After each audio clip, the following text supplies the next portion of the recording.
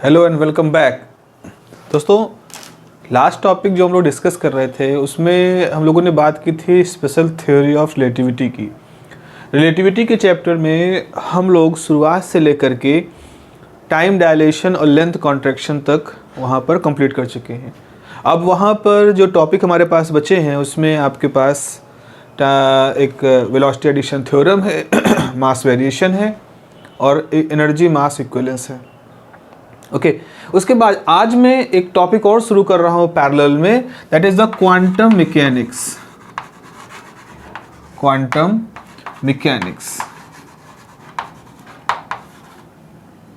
एक यूनिट है आपके पास इंजीनियरिंग फिजिक्स में क्वांटम मैकेनिक्स की, उसको मुझे शुरू करना है। और सबसे पहले तो हमें ये जान लेना है कि क्वांटम मैकेनिक्स इंजीनियर के पॉइंट ऑफ व्यू से क्यों इम्पोर्टेंस है। देखिए, क्वांटम मैकेनिक्स या क्वांटम फिजिक्स एक तरह से हार्डकोर फिजिक्स का टॉपिक है और शुरुआत में जब इसको डेवलपमेंट में ये जब था तो ये फिजिक्स के लोगों द्वारा ही इसको डील किया गया था। But now the quantum mechanics is an engineering subject, क्योंकि आज की डेट में हम टेक्नोलॉजिकली इस तरह से ग्रो कर रहे हैं और हम इतनी तरह से इसका इस्तेमाल करना सीख लिया है कि आज की जो भी कटिंग एज टेक्नोलॉजी है, चाहे वो ऑप्टिकल डिवाइस को बनाने में हो, चाहे आपको ऑप्टिको इलेक्ट्रॉनिक डिवाइसेस बनाने में हो, आप एलईडी देखते हो, आप सोलर पैनल देखते हो, उनकी वर्किंग है, उनकी एफिशिएंसी को एनहांस करना है, नैनो टेक्नोलॉजी की बात करते हो, चाहे आप मेडिसिन में इस्तेमाल करो, चाहे इंडस्ट्री में इस्तेमाल करो, केमिस्ट्री है, अलग अलग तरह के ब्रांचेस हैं, ग्रेफीन है जिससे कि हम नए तरह की स्क्रीन बनाने की सोच रहे हैं। तो ये सब जो कुछ भी हम बात कर रहे हैं, इनके जो बेसिक फंडामेंटल प्रिंसिपल्स हैं वो क्वांटम मैकेनिक्स के प्रिंसिपल से ही मोटिवेटेड हैं या उसी से डिराइव्ड किए गए हैं।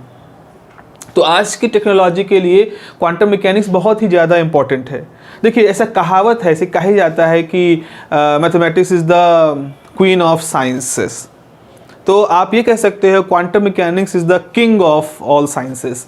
आप आज के डेट में साइंस में किसी भी चीज़ को एक्सप्लेन करने में आपको क्वांटम मैकेनिक्स की सहायता लेनी पड़ेगी, क्योंकि एक मॉलिक्यूलर लेवल, एटॉमिक लेवल पर, सब एटॉमिक लेवल पर जो फिजिक्स काम करती है ये वो फिजिक्स है।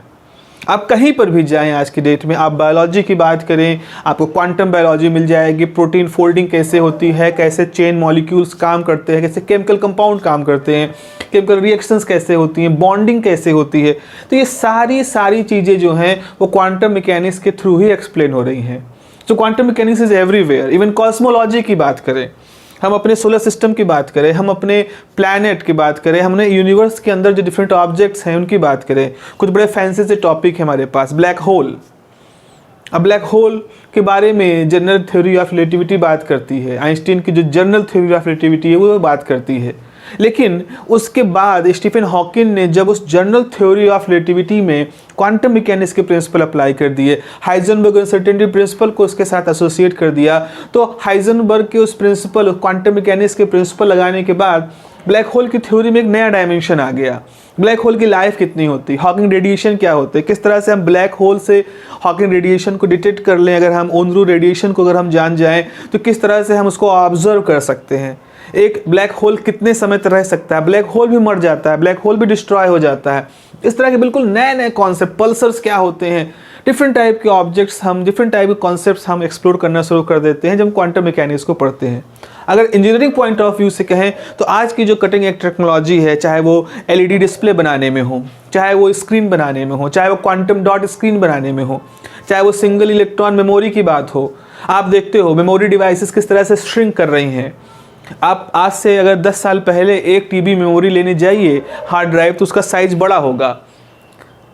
आज की डेट में वही 1 टीबी मेमोरी की जो साइज़ है वो बहुत छोटा हो चुका है। तो जिस तरह से टेक्नोलॉजिकली हम इलेक्ट्रॉनिक डिवाइसेस को श्रिंक होता हुआ देख रहे हैं लेकिन उनकी पावर बढ़ती हुई देख रहे हैं, तो इसमें काफ़ी हद तक क्वांटम मैकेनिक्स के प्रिंसिपल को ही यूज किया गया है। तो इंजीनियरिंग पॉइंट ऑफ व्यू से देखें तो quantum mechanics is a very essential kind of topic. Computer science के क्षेत्र में एक बिल्कुल क्रांति है जो जिसका इंतजार किया जा रहा है, that is the quantum computing. अब क्वांटम कंप्यूटिंग के बहुत समय से काम चल रहा है, पिछले 10-20 सालों से इस पर काम चल रहा है, अलग अलग तरह से इसके बारे में बात की जा रही है।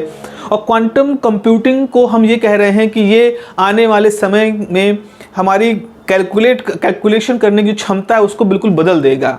आज की डेट में जहां हम बाइनरी डिजिट पे काम करते हैं, जहां बिट्स पे काम करते हैं, हम क्वांटम कंप्यूटिंग में क्यूबिट्स पे काम करेंगे। So quantum computing, quantum mechanics, quantum physics a very promising kind of field. आपको इस चीज़ को हमेशा एज ए इंजीनियर आपको हमेशा इसको अप्रिशिएट करना चाहिए कि आप इस फील्ड को एक्सप्लोर करिए, इसको अच्छी तरह से जानने की कोशिश करिए, क्योंकि यही भविष्य है। जितना अच्छा क्वांटम मैकेनिक्स पर आपकी कमांड होगी, आप उतनी ही बेहतर तरीके से इंजीनियरिंग सॉल्यूशंस सोच पाओगे और उनको इम्प्लीमेंट कर पाओगे। तो this is the motivation behind the learning to learn the quantum mechanics for an engineer। आप एज ए इंजीनियर अगर आप चाहते हो अपने फील्ड को पूरी तरह से एक्सप्लोर करना चाहते हो, उसकी डेप्थ में उतर करके चीज़ों को समझना चाहते हैं, then you should learn quantum mechanics. जितना आपको अच्छी तरह से हो सके उतना अच्छी तरीके से आपको सीखना चाहिए। So we are going to start the quantum mechanics. अब हम जिस तरह का सिलेबस है तो बहुत गहराई में तो हमें जाने का मौका नहीं मिलेगा, लेकिन जितने भी बेसिक प्रिंसिपल्स हैं जो भी आपके सिलेबस के अकॉर्डिंग है, हम उनको अच्छी तरह से इसको एक्सप्लोर करने की कोशिश करेंगे। Okay, so we will start the quantum mechanics from now in the parallel along with the relativity. Okay, have a nice day.